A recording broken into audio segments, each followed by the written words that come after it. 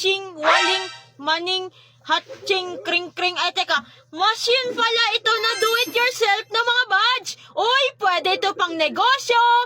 Para hindi lang tilpo ng mga junakis mo. That's it, try nyo na to sa kanila bagong labas sa TikTok. Combination of fun at intelligence. Madali lang gamitin. Paalala, kailangan ng patnubay at gabay ng magulang ang kailangan para sa mga batang gagamit. 6 years old, patatas lang. I mean, pataas ang pwede lang maglaro nito. Ang saya-saya, diba?